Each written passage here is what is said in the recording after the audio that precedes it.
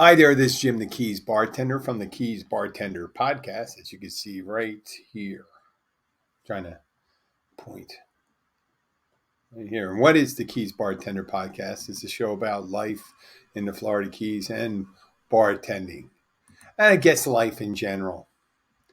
On today's show, we're going to be discussing dressing for a successful holiday party. One of my regulars makes a special announcement at the bar, and I am surprised by the content. It's not outrageous. Let me say that first. It's outrageous in a sense. It was kind of a letdown. And we go into the seventh drink of Christmas, which will be the Raspberry Bailey's Martini. And I'll talk about that at the end, I think. That's probably the best one. So, right now, I will, I'll talk about the Christmas party. I had another Christmas party to go to, and it was my part-time job. So I don't have any. I'm going to be giving advice on how to attend holiday parties and company parties in general. But the unique situation I was in, I've been there 10 years. I do one specific thing for the company. I'm not looking for it's a big healthcare company. It's a hospital, and I'm a spin instructor there, which you know, and I'm not looking for an advanced position, but I want to preserve my own position that's there. So I didn't do anything to either, promote myself or detract from it. So that's really important. If you're happy with your job, you probably would want to do things that wouldn't uh, do anything to make you look into. You don't want to be in a poor light in there. But you don't have to super impress either once you have your job and you've been there for a while. But a holiday party is your time to shine, And I don't want to talk about the special announcement yet, but being able to dress the part, it's kind of like you're auditioning, you're dressing. You ever heard the thing, you dress for the job you want to have? Well, that's a good time to do it at a Christmas party. Now, obviously, it's a little more festive at a holiday party than it is, but it's depending on the job you have. Obviously, if you're CEO or the owner, or you're already in a position where you really can't advance, there's no superior person above you to evaluate you, then dress just dress appropriately. But if you're looking for something to go out of your comfort zone, it's good to dress a little more to show people you can shine up really nice and be presentable. Another thing is you go, and if you arrive during the cocktail hour, is you go around, you greet people, and you greet people. You a lot of times you introduce yourself. It's hard to remember names. I understand that. I'm the worst person for that. But to go around and introduce yourself to people, whether you're looking for uh, to enhance your standing with the organization or not, it's really good just to go around and schmooze people and introduce yourself. And it's not just people that on a level, if you're looking for people that are in a position above you, but it's good to be friendly to everyone to show that you are comfortable with all different groups of people in your place of work. So there's that. And there's also the thing that I wasn't really particularly good with, but the things where, and that's watching what I drank and what I said and the amount of food I ate. So you always want to appear as a moderate person. You want a moderate person of moderate taste. You're not too gluttonous with the food. You're not showing up. You don't want to show that when you let's say it's a buffet and you don't want to be too difficult to the help. You want to show that you're congenial and you're friendly and you're well mannered. You watch how you eat, because a lot of companies, they be looking at you at a party as if, well, what if a client was here? How do they behave? How do they how do they drink, how do they handle their booze, and things like that. That's very, very critical. A lot of people, as if you had a party and there's an open bar or something like that, it'd be really easy to fall into that habit of continuing to drink and not paying attention, and then going down that rabbit hole of poor judgment, more drinking, and bad behavior. But it's also important to show that you can have a good time. Now, I don't drink per se, but it's also good to show that you can have a drink or two if you can drink. And then you can interact with people, and then you will go up and socialize. Now, I'm not quite the dancer, but I'm not shy either.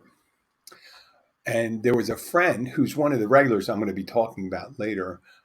He said he won't be on the show, but he says I can talk about it. His name is Howard Saunders. And his wife works for the same hospital that I work at as a fitness instructor. She's not a fitness instructor, she's a nurse. So Howard shows up and he's dancing right away.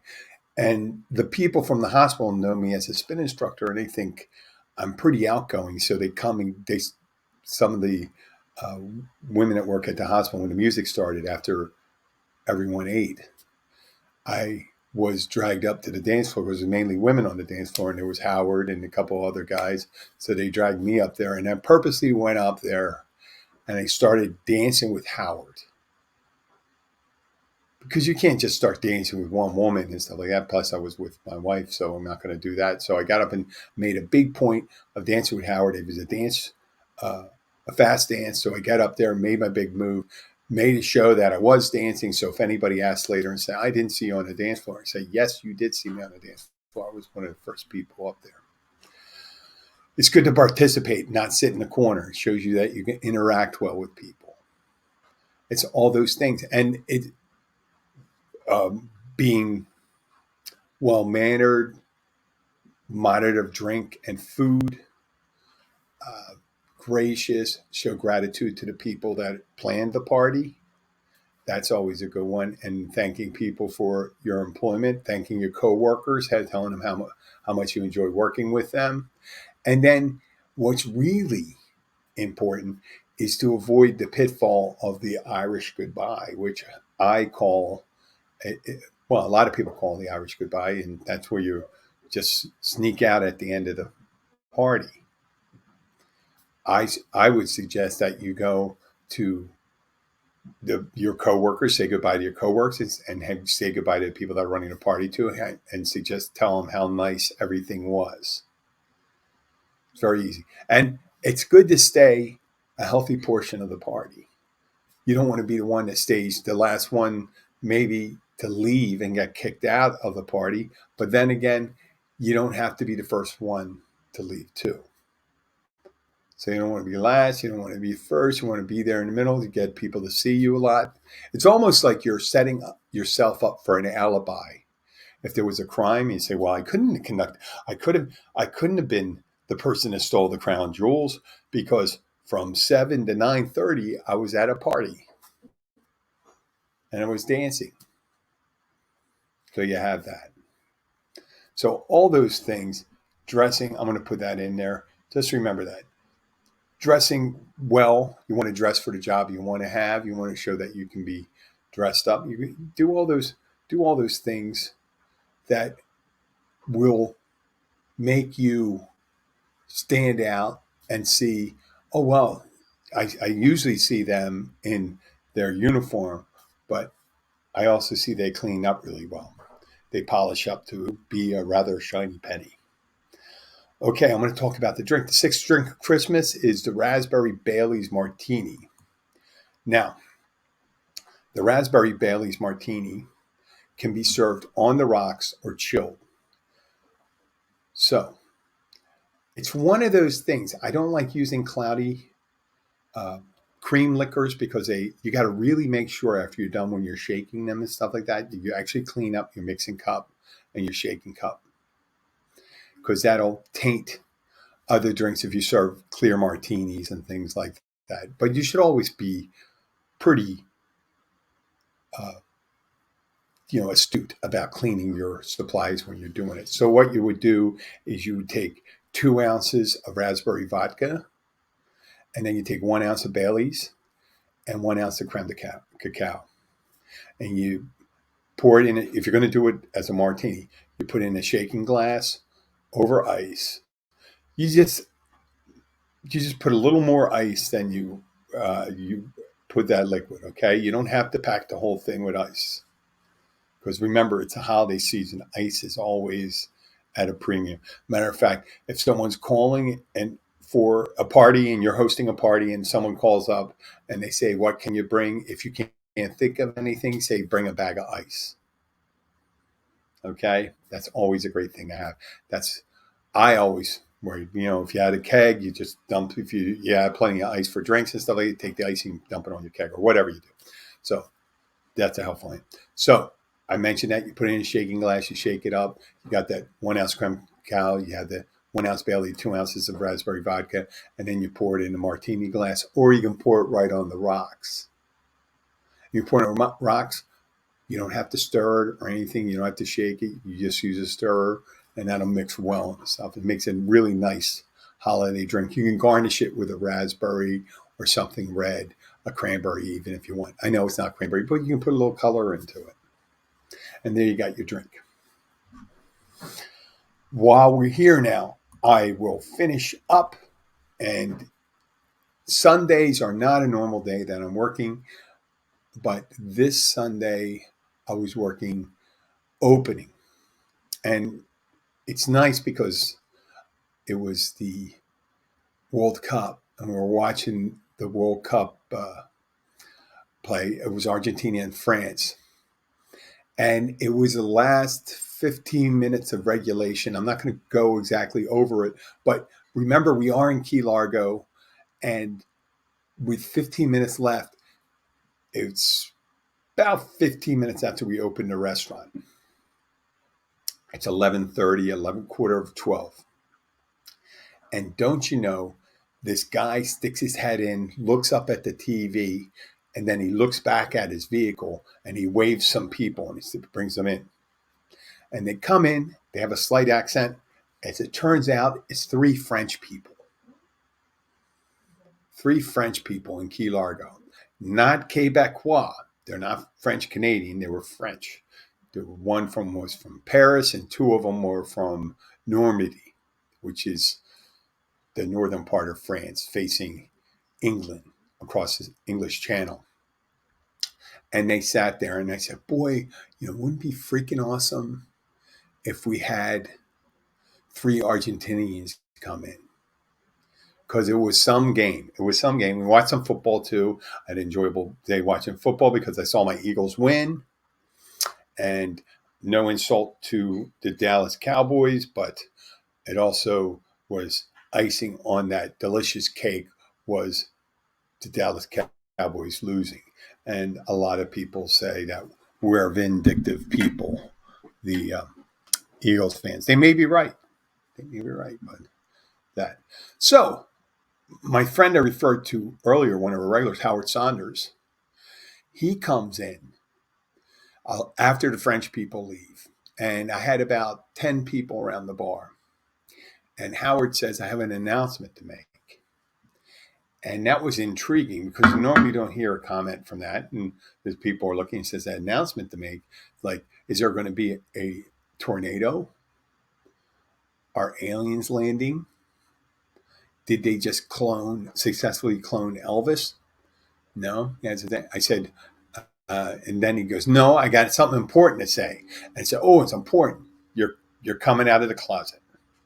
Because I'm 65 years old. Don't you think I goddamn know if I'm gay or not? And I said, okay, good. I said, you got Lady Gaga pregnant. She's carrying your child. He goes, "No." He goes, "Shut the fuck up. Let me talk." So I calmed everyone down. And when I say calmed everyone down, I was saying it because of me. I'm doing all this stuff. But I got everyone worked up. Right? I said, "Guys, Howard needs to make an announcement." So Howard starts out this way. He goes, "Do you know Tradewinds Plaza?" Tradewinds Plaza is about a mile, less than a half mile south of us.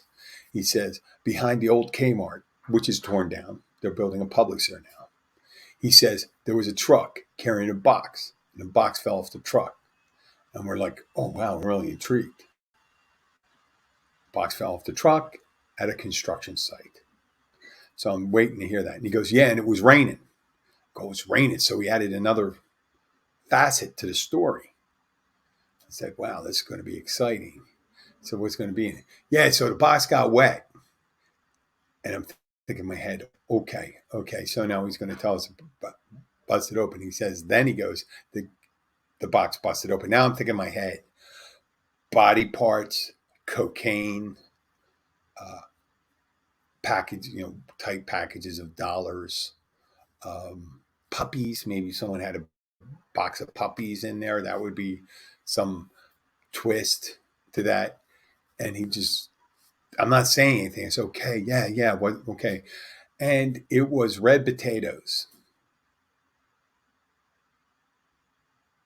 Yeah, that's exactly how I reacted. I'm like, this red potatoes? Are you kidding me? This is a special announcement? He goes, yes. And the manager said, anybody, since it fell on the ground, anybody that wanted red potatoes to go and help themselves. I go, Howard, you interrupted me making up all those interesting things about red potatoes. I mean, and it's about red potatoes. I suggested, I don't think the crew in here everyone here, the smallest bill is going to be $25 a person, each person, because they're drinking here. And you're going to think that these people are going to leave here, get a bucket, and load it up with red potatoes that's behind the old Kmart. I don't think so. I said, listen, you're going to have to really, what would you call it? Beef up or pump up your announcement skills. When you say I have an announcement, the bridge to the Keys has been blown up. I have an announcement. The sun is getting ready to explode. Mole men are coming from the center of the earth, and they're arriving in Key Largo first. There's virtually a million things you could say that are interesting. None of those things involve redskin potatoes. So if you're about to do a special announcement, do something that's somewhat exciting. And that's pretty much all I have to say for today. I do appreciate you for listening. We will be back later on the week. I hope my audio and my editing skills are kind of picking up here. I don't know. But until then, enjoy your cocktails. I guess I have, later on this week, I have the 8th drink of Christmas. I think I'm going to make it because I only have to get 5 more drinks. 5 more drinks. Let's figure them out. Well, thank you very much and have a great day. There's a couple days left. Christmas shopping. Bye.